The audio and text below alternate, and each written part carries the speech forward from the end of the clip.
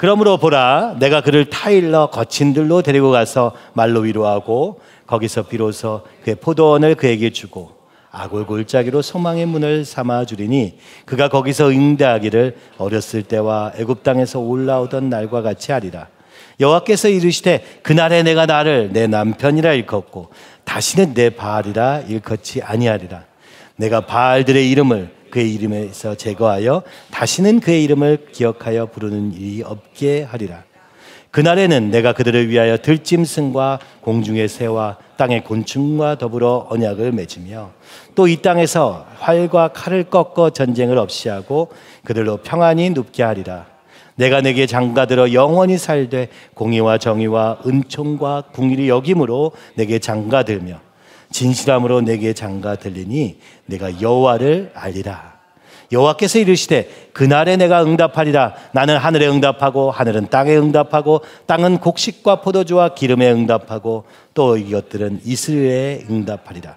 내가 나를 위하여 그를 이 땅에 심고 긍휼히 여김을 받지 못하던 자를 긍휼히 여기며 내 백성 아니었던 자에게 향하여 이르기를 너는 내 백성이라 하리니 그들은 이르기를 주는 내 하나님이시라 하리라 하시니라.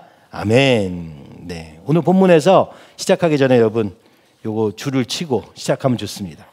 그날, 세 번의 그날이 등장하는데요. 16절과 그죠? 18절과 21절의 그날. 그죠? 일단은 그날이 세 번 나온다. 이것만 기억하고 이 이야기들을 시작해 보려고 합니다. 제목을 이렇게 지었어요. 진정한 구원의 길은 사랑이다. 호세아 전체의 주제입니다. 진짜 승리하는 길은 무엇인가? 사랑이다. 그죠? 톨스토이도 이렇게 얘기합니다. 인간은 무엇으로 사는가? 사랑이다. 이 말이 그냥 사랑이 필요하지 이렇게 가볍게 들리는 때가 있었습니다. 그러나 살면서 그 사랑이 무엇인지 더 고민해 보게 되고 진짜 인간은 무엇으로 사는가 고민해 볼수록 진짜 사랑이구나 라는 결론에 이르게 되며 이것이 오늘 우리가 이렇게 공동체 생활을 하고 주님 안에 있는 이유가 아닌가 생각이 듭니다. 오늘날의 세상에는 수많은 영웅들이 있습니다. 제가 어릴 적에는 슈퍼맨을 보면서 꿈을 키웠어요. 우리 시대에 슈퍼맨이 있으면 모든 문제를 다 해결해 줄 수 있을 텐데, 그죠? 모든 사고를 방지하고 모든 문제를 해결하고 이런 슈퍼맨을 꿈꾸기도 했던 것 같습니다. 우리는 문제를 해결하기 위해서 구원이 필요하다고 생각하는 것이죠. 문제로부터 구원을 생각하고 있는 것입니다. 문제가 없는 오늘날에는 우리가 무엇을 생각합니까? 우리 자녀들을 보니까, 우리 젊은 세대를 보니까 지루함과 심심함에서 나를 누가 구원할 것인가 이렇게 외치고 있는 것 같아요. 세상의 문화와 아이돌이 여러분을 구원할 것 같이 느껴지시죠? 오늘 세상의 그 화려함이 나를 이 지루함에서 건질 거라고 생각하는 것은 아닐까? 그렇죠? 이 세상의 가장 큰 기업들은 바로 이런 일들을 하는 기업들이 될 거라고 미래를 예측하고 있는 것이죠. 어쩌면 일도 안 해도 되는 세상이 올지 모른다는 거예요. 로봇들이 다 일하는 세상에 오면은 더 즐길 거리를 찾는 이 문화사업이 중요해질 것이라고 예측하기도 하는 것이죠. 게다가 오늘날의 영화를 보십시오. 옛날엔 슈퍼맨 하나였는데, 그죠? 뭐 스파이더맨 하나 있었는데 배트맨 하나도 생기더니 오늘날에는 너무나 많은 영웅들의 이야기가 우리 안에서, 그죠? 지어지고 그 영웅도 그죠? 너무 가상의 인물이니까 어디서 찾아냅니까? 그리스 신화에서 온갖 신들을 데려다가 다시 그 영웅들을 만들어내고 있는 것입니다. 심지어는 우리같이 연약한 그죠? 존재가 영웅이 되는 것을 보이면서 내 자신이 영웅이 될 수 있지 않을까라는 꿈도 꾸고 있는 것 같습니다. 우리는 어디로부터 구원을 받아야 되겠습니까? 애굽에서 구원이 필요했던 이스라엘, 종생활하고 있던 그 이스라엘은 우리하고는 전혀 상관없는 것처럼 느껴지기까지 합니다. 왜요? 우린 종이 아닌 것 같거든요. 우리는 어떻게 구원받아야 합니까? 수많은 영웅과 수많은 신들 속에서 다양한 구원의 길을 상상하고 있습니다. 성경은 우리에게 구원이 필요한 이유는 문제가 아니고 상황이 아니고 그런 표면적인 이유가 아니라 우리 안에 있는 마음의 이 죄, 궁극적인 죄 문제에 있다고 얘기하고 있는데 표면적인 오늘날 세상에서는 이것이 와닿기가 쉽지 않습니다. 오히려 문제를 만나고 상황을 만날 때 주님을 찾는 게 전부라고 믿음을 축소해서 생각하고 있는 것은 아닌지 모르겠습니다. 그리고 세상이 얘기하던 이 문제를 해결할 수많은 방법들이 있는 것이 아니라 오직 한 분, 예수 그리스도를 통해서 그 예수님의 피의 십자가로, 십자가의 보혈로 말미암아 유일하게 해결될 수 있다고 성경이 얘기하고 계시는데 이것은 우리하고 너무 멀게만 느껴지게 되는 이유는 앞에서 얘기했던 대로 어디서 구원받아야 되는지, 어떻게 구원받아야 되는지를 세상이 계속 흔들고 있기 때문입니다. 그 이야기들 속에서 나도 모르게 여러 가지 구원의 길을, 여러 가지 구원의 필요를 만들어내고 있는 것이죠. 그것은 우리의 현실이 아니라 내 원함과 내 욕망과 밖에는 관련 없는 아주 유치하고 육적인 단계에 있는 것은 아닌가 생각이 들었습니다. 또 우리는 사랑을 추구합니다. 근데 이 사랑이 너무나도 막연합니다. 너무나도 사랑받고 싶고 너무나도 아름다운 사랑을 꿈꾸며 가슴 떨리는 사랑을 추구합니다. 그런데 그 사랑을 추구했던 결과는 어떻습니까? 실제로는 감각적이고 육체적인 사랑으로 결론 내어지는 것을 보게 됩니다. 그렇죠? 원래는 아름다운 사랑을 꿈꿨는데 정작 사랑의 시작이 되고 보면은 육체적인 욕망만 들끓는 것을 발견하게 될 때 우리는 의문을 가지게 되는 것이죠. 그 정도가 아니라 지배하고 싶고 소유하고 싶고 집착으로 바뀌는 것을 보면서 그죠? 오늘 실망하고 있지 않습니까? 뉴스가 온갖 스토킹하는 그죠? 잘못된 사랑관을 가진 사람들로 인하여서 사람이 죽기도 하고 괴로워하기도 하는 이 현실은 진정한 사랑이란 도대체 무엇인가 고민하게 만드는 것입니다. 누군가 나를 아무 조건 없이 받아주길 원하면서도 나는 남에게 조금도 주기를 싫어하는 그런 우리가 서로가 서로에게서 이 사랑을 찾고 있다는 것이 이상하지 않습니까? 어쩌면 이 사랑에 대한 갈망은 우리가 하나님의 형상대로 지어졌다는 반증일 뿐이고 그 사랑은 지금 나에게 없고 원래 있던 하나님의 형상에 있었다고 성경은 얘기하고 있는 것 같습니다. 그래서 심지어 성경은 하나님은 사랑이시라 말씀하는 것이죠. 우리의 이 비어있는 부분, 갈망하지만 서로에게 채울 수 없는 이 사랑은 바로 하나님이시다. 하나님 안에서 찾을 수 있다 라고 끊임없이 성경은 얘기하고 있지만 오늘도 우리는 세상에서 사람에게서 이 사랑을 찾고 있는 것이죠. 오히려 그 하나님이 부르시는 음성 앞에서는 거절하고 끊임없이 떠나가는 우리를 발견하고 있는 것입니다. 그래서 어쩌면 가정을 이루면서 그제서야 비로소 내 안에 사랑이 없음을 깨닫고 네 안에 사랑이 없음을 깨닫고 그 속에서 하나님을 찾게 되는 것 아닌가 싶습니다. 그리고 그 속에서 나를 들여 헌신해 보면서 조금씩 사랑을 알아가고 있는 것이고 그러나 내 안에 없기 때문에 주님께 구해서 일을 하고 있는 것이 아닐까 싶습니다. 심지어 교회는 어떻습니까? 끊임없는 하나님의 사랑의 공급 없이는 여러분을 섬길 그 사랑이 제게 없기 때문에 또 기도하고 구하지 않으면 이 일을 할 수 없는 것이죠. 없는 채로 하다가 지쳐버리고 없는 채로 하다가 그죠? 오히려 실망하는 것이 우리의 모습은 아닌가 이런 생각이 듭니다. 그렇구나. 주님 없이는 그 우리를 위해서 피 흘리셨던 예수님의 십자가 사랑 없이는 우리는 살 수 없는 존재라는 것을 어쩌면 가정을 통해서 교회를 통해서 더 깊이 알아가고 있는지도 모르겠습니다. 자, 영웅의 이야기와 사랑의 이야기를 했는데 성경은 이 모든 이야기가 하나의 이야기라고 이야기하는 것이죠. 진정한 구원은 바로 사랑에서 시작되고 진정한 구원은 바로 사랑이신 하나님으로부터 시작되며 그 하나님은 그 독생자 아들을 아낌없이 우리에게 보내주셔서 그 아들 예수 그리스도를 통하여 우리에게 보여주고 계신다고 말씀하고 있는 것이 바로 이 호세아의 주제입니다. 이번 달 우리가 앞에 전반부에 보게 될 이 호세아. 호세아의 이름은요, 놀랍게도 예수님의 이름과 똑같습니다. 놀랍게도 여호수아와 똑같습니다. 그렇죠? 그러니까 똑같은 이름을 쓰고 있는 거예요. 우리가 부르는 건 다르지만, 그렇죠? 몸이 좀 변할 뿐 사실은 같은 단어이라는 것이죠. 그러니까 이 호세아를 읽을 때 우리가 기억해야 될 것은 바로 이 호세아가 예수님이구나, 바로 이 호세아가 여호수아구나 라고 읽어야 되는 것입니다. 호세아는 아직 오시지 않은, 당시에는 오시지 않은 예수님을 드러내는 존재로 우리에게 소개되고 있는 것이죠. 우리가 그토록 가나안 정복을 꿈꾸지 않습니까? 세상을 정말 하나님의 사랑으로 바꾸기를 막 꿈꾸지 않습니까?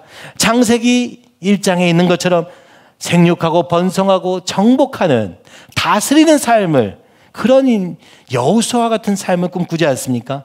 그렇다면 여러분은 이 호세아 이야기를 통해서 호세아의 자리에 가야 된다고 말씀하고 있는 것이죠. 호세아 곧 예수님이다. 호세아 곧 여호수아다. 그러니까 이 호세아는 굉장히 중요한 인물인 것입니다. 근데 처음부터 난관을 맞이합니다. 호세아서 1장 2절 읽어보니까 여호와께서 처음 호세아에게 말씀하실 때, 처음으로 호세아에게 나타나셨어요. 처음 말씀하셨어요. 그때 여호와께서 이르시되 뭐라고 합니까? 너는 가서 음란한 여자를 맞이하여 음란한 자식들을 낳으라. 아니, 하나님을 처음 그 음성을 들은 거예요, 호세아는요. 근데 호세아에게 들려진 음성은 바로 음란한 여인과 결혼해서 음란한 자식들을 낳아라. 그러니까 내 자녀가 아닌 겁니다. 다른 사람의 자녀들을 키워야 되는, 그렇죠? 그 일을 하라고 명령하신 것입니다. 여러분, 도저히 이해할 수 없는 말씀입니다. 그렇죠? 하나님은 그에게 자신의 젊음과 몸을 파는 한 여인을 아내로 삼으라고 말합니다. 그리고 그를 사랑하라고 말합니다. 그리고 그가 끊임없이 다른 사람에게서 아이를 낳을지라도, 그렇죠? 그 여인을 다시 부르라고 얘기하는 것이죠. 그 여인이 왜 이 호세아에게 다시 돌아옵니까? 임신해서 꼼짝 못하니까. 도움이 필요한데 그때는 도와줄 사람이 없으니까. 그래서 호세아에게 돌아오는 건 아니겠습니까? 근데 이런 일을 하라고 명령하시는 하나님. 근데 바로 이 호세아가 예수님이라는 거예요. 그런 호세아가 여호수아라는 거예요. 참 이해할 수 없는 이야기입니다. 그리고 그때 낳은 자녀가 셋이 있었는데 바로 세 명의 이름은 이스라엘과 로루하마와 로함미입니다. 왜 일을 하시는가를 우리가 또 이 이름에서 보게 되는데, 이스라엘은 이스라엘의, 그죠? 중에서도 이 이스라엘에서 시작된 예후 황조를 상징하는 것이었습니다. 바로 호세아가 살던 바로 그 북이스라엘의 왕이 예후 왕조였던 것이죠. 그들이 하나님을 떠나서 반역하고 있는 것을 그 아들의 이름을 지어서 표현하고 보여주라고 얘기하는 것입니다. 그렇게 얘기하십니다. 그날에 내가 이스라엘 골짜기에서 이스라엘의 활을 꺾으리라. 곧 이 예후 왕조는 멸망할 것이다 를 보여주기 위해서 첫째 아들의 이름을 이스라엘이라고 부르라고 합니다. 아니, 그렇지 않아도, 그렇죠? 이런 아내와 이런 자녀를 낳았는데 그 이름은 심지어, 그렇죠? 심판의 상징이 되도록 해라. 두 번째 딸의 이름은 로루하마. 루하마가 사랑받다라는 뜻인데 로가 반대말입니다. No, not 이런 뜻이잖아요. 그래서 무슨 얘기입니까? Not loved. 사랑받지 못한다라고 이름을 지으라는 거야. 둘째 딸의 이름을요. 그러면서 하나님 말씀합니다. 다시는 이스라엘의 족속을 긍휼히 여겨서 용서하지 않을 것입니다. 또 세 번째 아들을 낳았는데 그 세 번째 아들의 이름은 로암미입니다. 암미, 나의 백성 이런 뜻인데 로암미, 내 백성이 아니다. 너희는 내 백성이 아니요 나는 너희의 하나님이 되지 아니할 것임이라 라고 이름을 붙이라는 거예요. 그러면서 동시에 이 세 자녀들을 위해서 새롭게 일하실 하나님의 역사도 얘기합니다.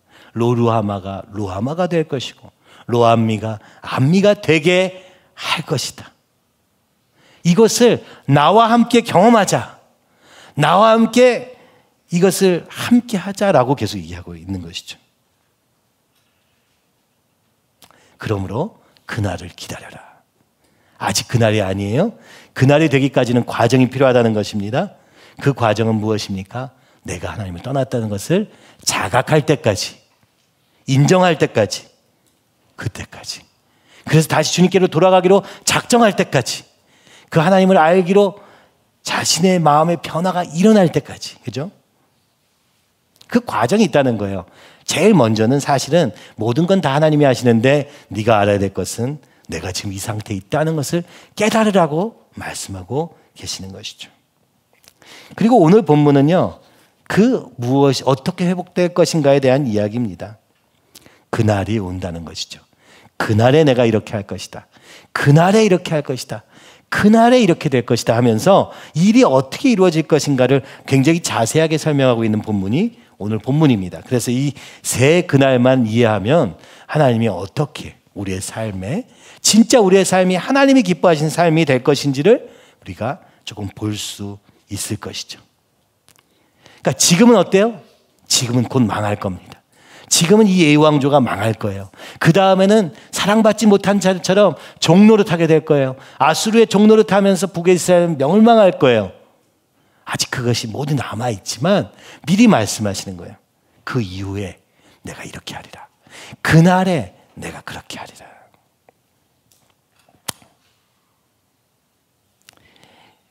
오늘 우리의 삶이 그렇죠? 우리가 생각하고 계획한 대로 살기만 하면 아름다운 가정을 이루고 아름다운 공동체를 이루고 아름다운 인생을 이룰 거라는 생각은 착각입니다. 그렇죠?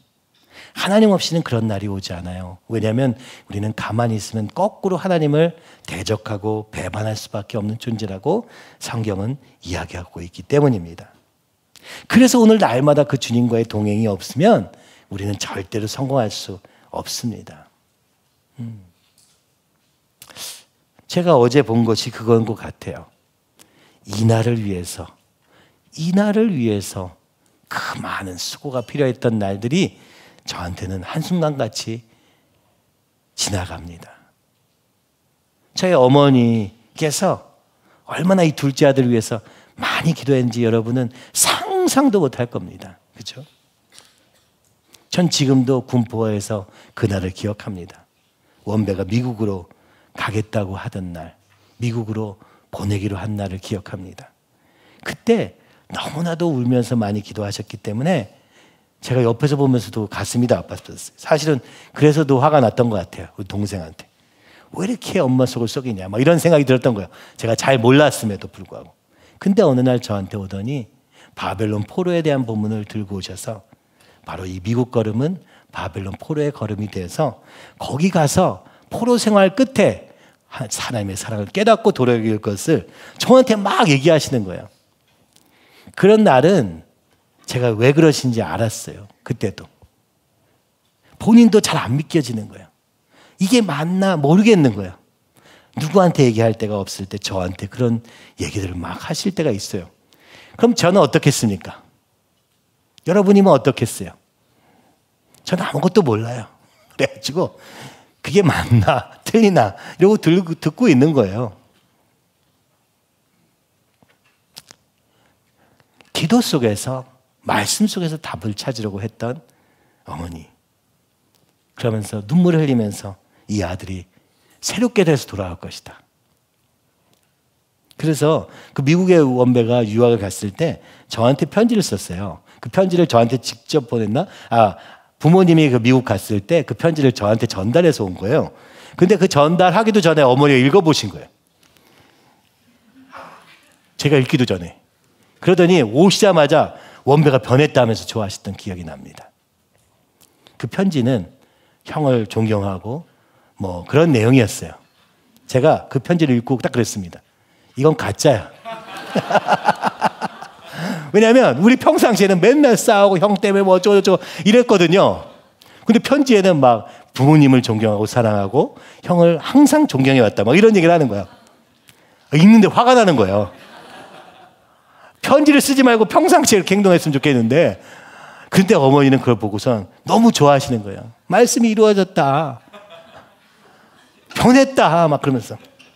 제가 사실 그 받아들이기 너무 힘들었어요, 저는요. 그리고 왜 편지를 읽어보시냔 말이죠. 좀 많이 읽어보셨어요. 사실은 너무 기도하다가 답답해서 그런지 제 일기장도 많이 읽어보셨고, 그러면서 기도 제목 가져가시고 그랬는데 아니 해가지고 그거 하지 말라고, 그죠? 우리 원배는 많이 그때 그것 때문에도 많이 싸웠던 거 기억해요. 하여튼 가정 안에서 자녀를 위해서 여러분 이렇게까지 기도하실 수 있습니까? 오늘날 나밖에 모르는 세상에서는 자녀를 위해서도 내가 조금 더 포기하기 싫어하는 게 너무 당연한 것처럼 여겨져요. 저는 우리 어머니를 보면서 모든 어머니가 그런 줄 알았어요. 그래야 된다고 지금도 생각을 하게 돼요. 그 모습을 봤으니까. 이것이 주님의 사랑이라는 것을 이제는 깨닫게 됩니다. 이것이 한 사람의 의로움으로 시작된 것이 아니라 주님을 만난 사람만이 가능한 일이라는 것을 이제는 알게 되는 거예요. 여러분, 이와 같이, 그죠? 우리의 인생, 전 인생을 통해서 이룰 수 있는 게 무엇인가, 그죠? 그것에 대한 얘기라고 생각이 들어요. 어제 그런 생각을 많이 했어요. 우리 교회가 더 커지고, 뭐 영향이 커지고, 사람이 많아지고, 뭐 이런 게 능력인가? 사역이 잘 되고, 우리의 삶에 문제가 하나도 없고, 이런 것이 우리의 성공의 목표인가? 아니구나. 그게 아니라 오늘 하루를 주님 안에서 기뻐할 수 있는 것 자체가, 주님 안에서 함께 할 수 있는 것 자체가 얼마나 큰 축복인가. 아무 문제가 해결되지 않아도 우리 안에서 마음과 마음을 나누고 주님이 일하셨음을 고백할 수 있는 것 자체가 얼마나 큰 일인가.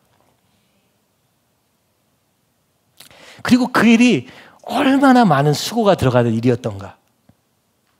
제가 다시 혼자 생각해 보게 되었습니다. 저는 자꾸 뭔가를 성취하는 데 더 많이 신경을 썼던 것 같아요. 교회가 다른 사람 보기에도, 세상이 보기에도 더 그럴듯해지겠으면 좋겠고, 더 설득이 가능한, 그죠? 세상에서 돈 벌고 그죠? 막 그 성공 속에 있는 사람들과 막 비교해서 경쟁해서 우리가 이기겠으면 좋겠고, 막 그런 마음으로 전 시작했던 것 같아요. 근데 요즘에 와서 그게 아니구나, 그런 생각이 듭니다. 그걸 얘기하고 싶으셨구나. 맨날 저한테 일하는 것보다 더 중요한 건 관계다, 이런 얘기를 하실 때마다 열심히 일하다가도, 그죠? 잘못된 건가? 이런 생각을 혼자 모순적으로 생각했던 적이 참 많은데요. 그것보다, 일보다 더 중요한 게 있구나, 그것보다 더 큰 일이 주님 안에서 지금 이 안에 이루어진다는 것을 볼 눈은 참 없었구나 하는 생각이 들면서 여러분에게도, 그죠? 감사하고, 어제 또 주님께도 너무 감사하고, 이렇게 함께 기뻐하고 또 울 수 있는 것 또한 얼마나 감사한지 모르겠습니다. 근데 이것이 이루어지려면 어떻게 되느냐? 지금 호세아서를 통해서 우리에게 말씀하세요. 지금 너는 멸망될 것이다. 너는 긍휼의 여김을 받지 못할 것이다. 사랑받지 못할 것이다. 너는 하나님의 백성이 아니다. 전혀 아니다. 라고 외치셨지만, 그러나 어느 날, 그날이 되면 회복될 것이다 하면서 그 단계를 설명하는데요. 첫 번째는, 그죠? 그 모든 것의 주체는 바로 하나님이라는 것을 먼저 얘기합니다. 그죠? 내가 이 일을 할 것이다. 호세아를 잘 보시면 내가 하리라, 내가 하리라, 내가 하리라. 우리는 하나님을 떠났어요. 하나님 필요 없어요. 나는 이제 이방신이 좋아요 하고 떠나는데도 불구하고, 그러나 오늘 하나님은 내가 하리라, 내가 하리라. 14절 15절을 보면 이렇게 말씀합니다. 그러므로 내가 그를 타일러 거친 들로 데리고, 그죠? 가서 말로 위로하고 거기서 비로소 그의 포도원을 그에게 주고 아골골짜기로 소망의 문을 삼아 주리니 그가 거기서 응대하기를 어렸을 때와 애굽 땅에서 올라오던 날과 같이 하리라. 이것이 우리 개역 개정이고 요 밑에는 메시지 성경을 좀 넣어봤어요. 좀 아주 잘 설명한 게 있는 거예요. 이 내용이 무슨 얘기냐? 자, 하나님 이렇게 얘기하는 거예요. 내가 이렇게 할 것이다. 내가 하려는 일은 이것이다. 그러면서 뭐라고 합니까? 처음부터 다시 시작하자. 맞어요. 실패한 그 자리에서, 그죠? 다시 돌아가서 처음부터 시작해야 되는 거예요. 그래서 어떻게 합니까? 내가 광야로 데려갈 거야. 이게 언제예요? 출애굽한 이후에. 다시 애굽에서 광야에서 시작하자. 다시 그 첫 데이트 했던 그 광야로 돌아가자. 어때요, 여러분? 좋아요? 안 좋죠? 적과 꿀이 흐르는 땅 바로 가야 되는데. 그죠? 아니에요. 주님이 얘기하시는 거예요. 야, 광야에서 다시 시작해야 돼. 다시 시작하자. 그 광야에서 주님을 사랑했던 거예요. 그 광야에서 애굽을 떠나서 그 광야에 있을 때 그들이 왜 어디서부터 구원받았는지 알았던 거예요. 그래서 다시 그리로 가야 된다는 거예요. 다시 내가 데리고 가겠다는 거예요. 근데 가겠어요? 안 가지. 그래서 어떻게 합니까? 구해야겠다는 거예요. 꽃다발, 장미꽃, 내가 거기서 포도원도 주고 아골 골짜기, 완전 멸망의 골짜기가 소망의 문으로 바뀌어줄게 하면서 계속 설득하는 거예요. 야, 이렇게 살지 말고 이리로 넘어가 살자. 근데 거기가 광야야. 그러니까 안 가겠죠? 그래서 타이른다는 거예요. 그래서 계속 얘기하겠다는 거예요. 포기하지 않고 다시 시작하자. 다시 시작하자. 언제처럼요? 막 이집트에서 나왔을 때처럼, 막 구원을 받았을 때와 같이. 여러분, 지금도 우리가 믿고, 그죠? 구원 받았어요. 받아도요, 또 다시 우리의 삶에 광야가 찾아오고 그럴 때 내가 하나님을 놓침으로 말미암아 우리의 삶의 열매가 없을 때 어떻게 됩니까? 다시 광야로 돌아가야 됩니다. 막 이집트에 나올 때를 다시 회복해야 돼요. 그것이 내 삶에 이루어지는 것보다는 복음 전하면서 그렇지 못한 자들을 애굽에서 탈출시키는 그 일을 할 때 이 일을 똑같이 경험하게 됩니다. 근데 우리는 어리석게도 이 세상에 안주하면서 이제 잘 되겠지 하다가 다시 광야로 내 인생이 돌아가야 될 때도 있다는 것을 얘기하고 있는 거예요. 그게 지금 이스라엘의 현 상태다. 그러나 내가 할 것이다. 그러나 내가 너를 끌고 갈 것이다. 내가 너를 설득해서 타이려서 거기서 다시 시작하자. 신명기 8장 15절에서 16절 우리 한번 같이 읽어보면 좋겠습니다. 너를 인도하여 그 광대하고 위험한 광야 곧 불뱀과 전갈이 있고 물이 없는 간조한 땅을 지나게 하셨으며 또 너를 위하여 단단한 반석에서 물을 내셨으며 내 조상들도 알지 못하던 만나를 광야에서 내게 먹이셨나니 이는 다 너를 낮추시고 시험하사 마침내 내게 복을 주려 하심이었느니라. 왜 광야에서 시작해야 되냐? 복을 주기 위해서. 아멘. 거기에 위험한 광야예요. 불뱀과 정갈이 있어요. 물도 없어. 그러나 단단한 반석에서도 물을 나게 하시는 그 하나님을 알아갈 기회가 되는 거예요. 그곳에서 알지도 못하고 그저 상상하지도 못했던 만나를 통해서 주님으로부터 받는 복을 다시 받기를 주님이 얘기하고 계시는 게 이 신명기 8장의 이 얘기 아닙니까? 그 앞에 부분은 우리 박원배 형제의 말씀 아니에요. 너를 시험하고 그죠? 낮추시고 시험하사 네 말씀 앞에서 어떻게 하는지를 보겠다 하셨던 거 아니에요? 바로 이것이 신명기의 말씀 아니었습니까? 마찬가지라는 거예요. 오늘 우리는요 세상에 주는 축복에서 속아버립니다. 그게 하나님 축복이라고 여깁니다. 그런데 하나님과 관계를 더 멀어져. 그 축복을 누리다 보니까 오히려 멀어지고 있는 것은 아닌가. 그렇죠? 지금 이제 한국 교회 총회들이 막 열렸잖아요. 지금요 굉장히 많은 교인 숫자의 감소를 이제 진짜 숫자로 보고 있어요. 지금까지는 숫자가 줄지는 않았는데 줄 것이다 라고 했어요. 왜냐하면 자녀들이 없으니까. 근데 이제는요, 그죠? 아마도 20대 청년들이 다 교회를 떠나고, 그죠? 그리고 나이 드신 분들이 돌아가시면서 숫자가 줄기 시작했습니다. 어떤 교단은 20만 명의 교인 잠소가 있었다고 말하고, 그러니까 4%, 5% 이렇게 되는 거예요, 숫자가. 이제 그리스도인들이, 그죠? 적어지고 있는 걸 눈으로 보고 있는 거예요. 10년 전에도 얘기했는데, 이제는 숫자로 나타나고 있는 거예요. 그러니까 얼마나 심각한지 지금 목사님들은 그런 기도를 하게 되는 것이죠. 왜 이런가? 우리가 풍요에 젖어버렸기 때문이다. 이스라엘도 그랬어요. 적과 꿀이 흐르는 땅에서 하나님을 놓치기 시작했습니다. 오늘 우리도 그런 것 같습니다. 그러므로 주님이 우리를 사랑하신다면 어떻게 시작하시느냐? 다시 광야로 데려가실 것입니다. 불뱀과 전갈이 물이 없는 그 땅에서 시작할 수밖에 없는 거예요. 우리가 이제는요, 내 능력으로 뭘 많이 할 수 있는 줄 착각하고 있는 거예요. 지금 내 능력으로 이게 됐다고 착각하고 있는 거예요. 하나님이 주신 복을, 우리나라에 주신 복을 내가 이뤘다고 생각하는 거예요. 그러니까 주님과 거리가 멀어지기 시작하는 거예요. 그래서 어떻게 된다고요? 다시 광야로 돌아가서 새롭게 시작해야 되겠다. 그래서 어떻게 돼요? 이스라엘은 멸망당하고 종살이가 또 되는 거예요, 이제. 그죠? 아수르의 종이 되고 바벨론의 종이 되어야 돼요. 왜요? 그래야 다시 시작할 수 있는 거예요. 인간은 간사해서 그냥 내가 이제 종이라고 쳐요. 나 이제 좀 바뀌어 볼게요. 이렇게 안 바뀌어요. 그렇죠? 종이 진짜 돼야지 그때서야 하나님 부르기 시작하는 우리의 연약함을 아시고 가슴 아프지만 다시 돌아가자 하시는 거예요. 너무 듣기 싫은 소리예요. 그러나 이것이 하나님의 일하심이 시작이 될 거라고 말씀하십니다. 그러면서 그날 어떻게 될 것이냐? 딱 세 가지를 얘기하시는데요. 16절에 그날은 이겁니다.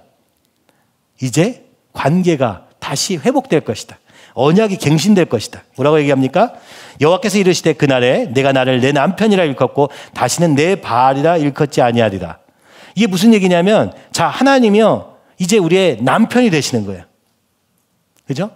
그러니까 부부의 관계, 아주 친밀하고 가까운 관계가 될 것이라고 얘기해요. 그날이 되면요. 근데 지금은 어떤 단계예요? 내 바알이에요. 주인이에요. 주인과 종의 관계로 느껴지는 거예요. 거리가 멀어요. 근데다 이 바알이라는 뜻 자체가 주인이라는 뜻이에요. 그러니까 여기서는 하나님과의 관계가 뭐니까 가까운 남편처럼 느껴지는 게 아니고 내가 들어야 되는 어떤 듣기 싫은 주인의 목소리처럼 들리는 거예요. 그죠? 그리고 17절에 말합니다. 내가 바알들의 이름을 그의 입에서 제거하여 다시는 그의 이름을 기억하여 부르는 일이 없게 하리라. 무슨 얘기예요? 근데다가 이제는 하나님과의 관계가 뭐니까 어떻게 돼요? 바알이 하나님처럼 보여요. 세상이 하나님처럼 보여요. 하나님을 잘 모르니까 다 하나님이야. 이렇게 된 거예요. 그죠? 그래서 뭐라고 합니까? 그날에는 이 바알들의 이름을 네 입에서 싹 제거해 줄게. 다시는 기억도 못하게 해줄게. 여러분이 하나님의 의지가 느껴지십니까? 근데 우리는 맨날 바알 이름을 부르고 있잖아요. 그러니까 얼마나 힘들지 이해 가세요?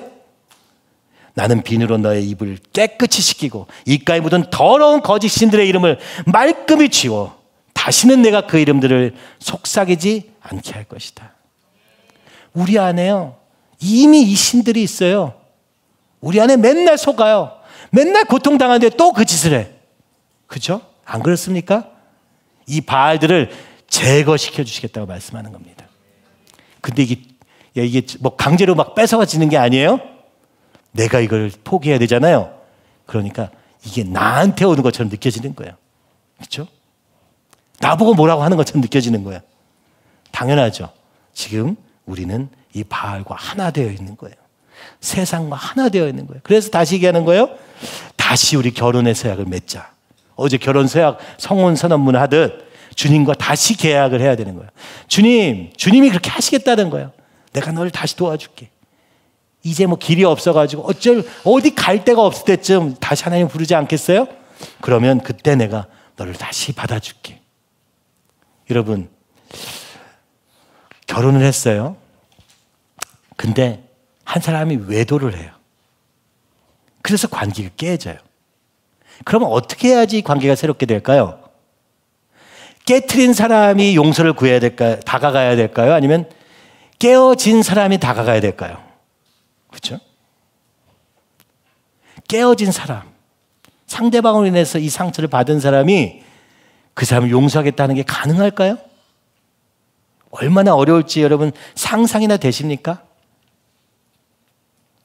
우리는 남편 대신 하나님을 떠나 세상, 바알로 가버린 거예요.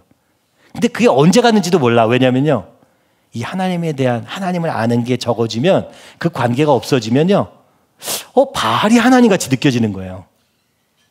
하나님도 바알같이 느껴지고, 이걸 우리가 기복주의라고 말하는 겁니다. 그렇죠?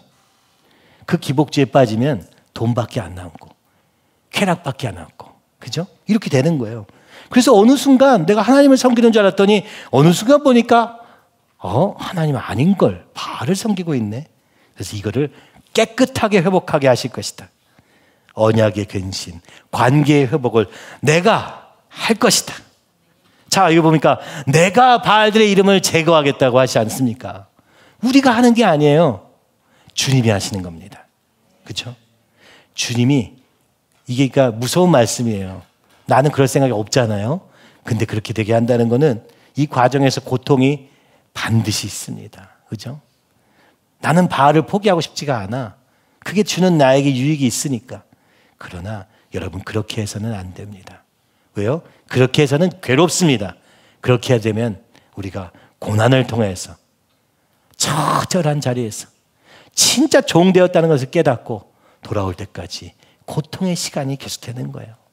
우리의 인생을 여기에 낭비하지 않았으면 좋겠습니다. 그런 여러분 되시기 바랍니다. 이제 그 바알의 이름을 깨끗이 씻어 주시옵소서. 말끔히 지워 주시옵소서. 그렇게 될 수 있도록 주님과 깊은 관계에 들어가기 원합니다. 18절의 그날, 그때는 뭐라고 합니까?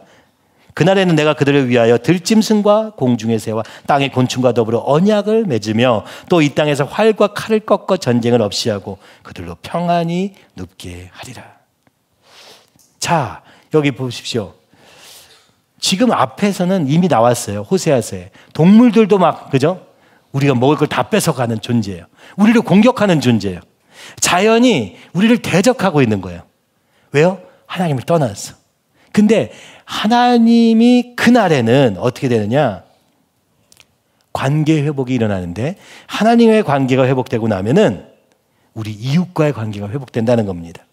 전쟁이 없어진다는 거예요. 무기가 사라진다는 거예요. 평안히 눕게 되리라고 말씀하십니다. 그죠? 샬롬의 세상이 일어나기 시작하는 겁니다. 하나님과의 관계가 회복되면 이웃과의, 우리 가족 안에서의 관계가 회복되고, 그리고 그죠? 자연과의 관계도 회복된다는 거예요. 세상과의 관계가 회복된다는 거예요. 그죠? 물질과의 관계가 회복된다는 거예요. 진정한 평화, 주님 안에서의 평화가 이루어지기 시작한다는 것입니다. 근데 당시에 이 왕이었던 여로보암 2세는 뭐합니까? 어리석어서 지금 아수르가 막 제국으로 성장하고 있는데 자기 판단에는 애굽이 좋은 거예요. 애굽이 원래 강대국이었으니까 애굽을 편들었다가 어떻게 됩니까? 북이스라엘이 멸망당합니다. 그죠? 남유다도 마찬가지예요. 지금 바벨론 제국이 일어나고 있는데 또 애굽을 의지하다가 멸망당합니다. 자기의 과거의 개혁에 남아있는 거예요. 자신의 판단으로 잘못된 판단이 나만 아니라 민족 전체가 망하게 되기도 했던 거예요. 정치적인 것을 읽지 못하여서, 시대의 변화를 읽지 못하여서. 왜요? 나밖에 모르니까 그런 거예요. 내 안에 갇혀 있는 거예요. 그렇죠? 진정한 평화는 어디서 옵니까? 주님으로부터 옵니다. 주님으로부터 우리가 모든 것을 제대로 판단하고 제대로 회복하게 하시는 그 주님의 사랑 안에서 일이 된다고 말씀하고 있는 것입니다. 그죠? 그래서 여기서 보니까 그날에는 내가, 그죠? 그날에는 항상 내가 붙죠. 하나님이 하신다는 거예요.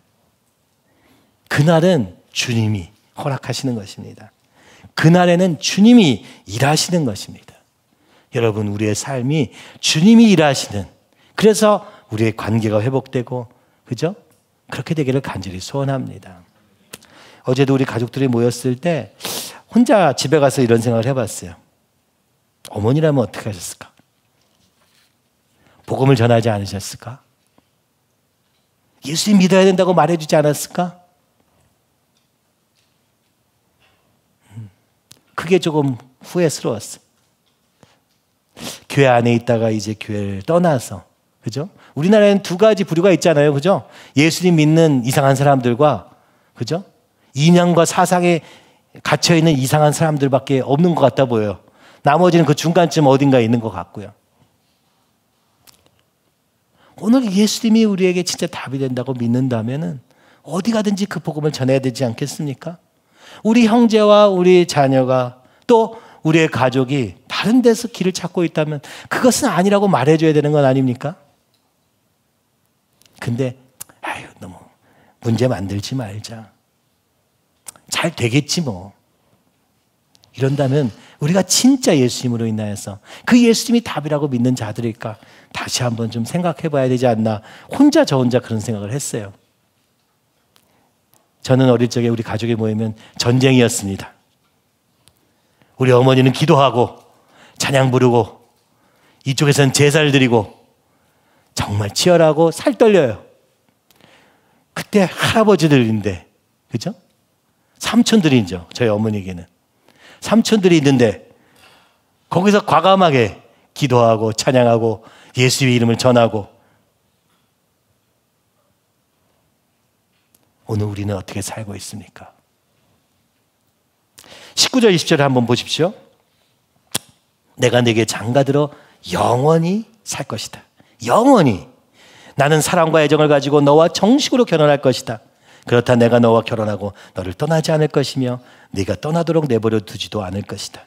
너는 참으로 내가 하나님인 것을 알게 될 것이다.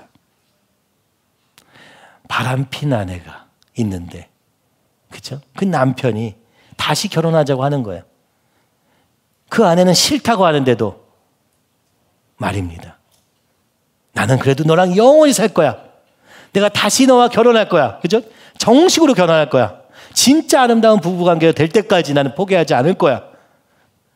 무섭죠? 그게 우리 하나님이십니다. 절대 포기를 모르시는 하나님.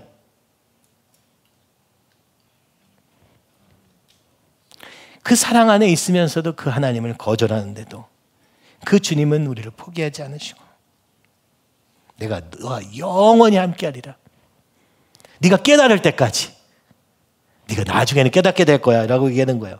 그때 네가 여호와를 알리라. 그러니까 우리가 머리가 좋아서 여호와를 알게 되는 게 아니에요.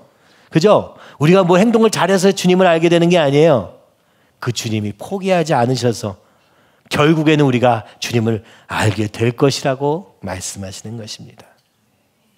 주님, 그날이 오기를 간절히 소원합니다. 여기서 장가들으라고 말하고 있어요. 이 얘기는 뭐예요? 당시에는 신부를 구하려면 값을 치러야 됐어요. 장가든다는 말은 뭐예요? 대가를 치른다는 말입니다. 주님께서 십자가의 보혈로 우리를 사셨다고 성경은 말씀하고 있어요. 주님의 십자가가 우리를 위한 대가였던 것입니다. 우리의 죄의 대가를 주님이 치르시고 우리를 사셨다고 말씀하세요. 고린도전서 7장 23절에 이렇게 말합니다. 너희는 값으로 사신 것이니 사람들의 종이 되지 말라. 주님이 우리를 핏값으로 사셨는데 우리는 또 사람들의 종이 되고 있는 거예요. 세상의 종이 되고 있는 거예요. 그리고 그게 맞다고 얘기하고 있는 것은 아닙니까? 우리가 더욱 주님을 알아게 되기를 소원합니다. 그날에는 주님을, 그죠? 지금은 뿌옇게 알던 것이 그날에는 선명하게 알게 될 줄 믿습니다. 그리고 세 번째 그날이 있습니다. 그것은 바로 21절에 있는 말씀인데요. 여호와께서 이르시되 그날에 내가 응답하리라. 아멘. 여러분, 우리 삶에요, 주님의 응답이 별로 없어 보이죠? 왜 그런지 이제 아시겠어요? 여러분의 하나님의 관계가 깨져 있기 때문에 그렇습니다. 관계를 먼저 회복하시기 바랍니다. 그리고 왜 아직까지 응답이 안 이루어지는가? 여러분 아직 하나님을 알지 못하기 때문입니다. 그 사랑을 진짜 깊이 알 때까지는, 그죠? 주님이 응답하실 수 없다고 하는 것처럼 느껴져요. 꼭 그런 것은 아니겠지만 말이죠. 여호와께서 그날에 내가 응답하리라. 나는 하늘에 응답하고 하늘은 땅에 응답하고 땅은 곡식과 포도주와 기름에 응답하고 또 이것들은 이스라엘에 응답하리라. 하나님은요, 하늘과 땅의 창조주 되시는 하나님이십니다. 그러므로 하나님의 응답하시면 어떻게 돼요? 하나님의 응답이 어떻게 옵니까? 하늘에게, 땅을 통하여, 땅에서 나는 이 공식을 통하여 우리에게 응답하실 거라는 거예요. 주님과의 관계가 회복이 되고 나면 이 땅에 하나님 나라가 세워지는 놀라운 역사가 있을 것이라고 말씀하고 계시는 것입니다. 오늘 우리의 삶의 열매가 나타나리라고 약속하고 계시는 것입니다. 그것은 단번에 이루어지는 것은 아니지만 하나님과의 관계가, 깨어진 관계가 주님으로 인하여 회복되고 그 주님이 우리와 함께 하심을 우리가 날마다 경험하면서 주님을 더 알아갈 때, 그리고 나면 우리가 주님 안에서 무엇이든지 구하라 그리하면 내가 들을 것이요 하는 이 응답의 시대가 열린다는 것입니다. 이것이 우리가 꿈꾸는 하나님 나라인 것입니다. 그러니까 이렇게 차근차근 이루어질 것이라고 말씀하신 것처럼 여겨지는 것이죠. 자, 23절 우리 함께 읽어보시죠.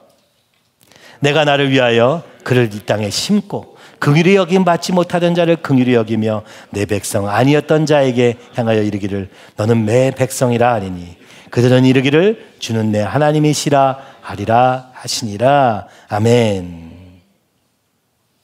이 말씀 하나님이 이렇게 얘기하신 거예요. 처음에 세팅이 어땠어요? 로루하마로 시작했는데 여기서 보니까 벌써 그날이 되면 로루하마가 루하마가 될 것이고 로암미가 암미가 될 것이라고 얘기하시고 계시는 것이죠. 그죠? 그날의 일이 완성될 것이다. 이 본문이요, 로마서 9장 19절에서 26절 사이에 인용되고 있습니다. 25절에 사실은 있거든요. 호세아의 글에도 이르기를 내가 내 백성 아닌 자를 내 백성이라 사랑하지 아니한 자를 사랑한 자라 부르리라. 너희는 내 백성이 아니라 한 그곳에서 그들이 살아계신 하나님의 아들이라 일컬음을 받으리라 함과 같으리라 하면서 이 로마서 9장이 유대인들에 대한 말씀입니다. 그러면서 이렇게 말씀합니다. 19절로 앞으로 가보시죠. 하나님이 어찌하여 허물하시느냐 누가 그 뜻을 대적하리라. 무슨 얘기예요? 정리하면 이거예요. 하나님 뜻대로 하실 것이다. 어떻게 해요? 유대인만 아니라 이방인도 하나님의 백성으로 만들 것이다. 호세아서에 얘기했던 것 같이 너희가 하나님을 떠날 때도 내가 너희를 하나님의 백성으로 받아들인 것 같이 이방인도 나를 하나님의 자녀로 삼을 것이다 라고 얘기하신다는 거예요. 그죠? 토기장이가 진흙 한 덩이로 하나는 귀 쓸 그릇을 하나는 천이 쓸 그릇을 만들 권한이 없느냐. 오늘 우리의 인생은 하나님의 주권 아래에 있음을, 그죠? 하나님이 그의 진노하심을 보이시고 그의 능력을 알게 하고자 하사 멸하기로 준비된 진노의 그릇을 오래 참으심으로 관용하시고. 자, 때로는 우리의 인생이요 하나님의 진노의 그릇으로 삼기도 한다는 거예요. 하나님 왜 이런 진노가 내게 있습니까? 너희는 알 수 없지. 내가 결정한 거야 라고 말씀하시는 거예요. 너희는 이미 나를 떠난 자들 아니냐.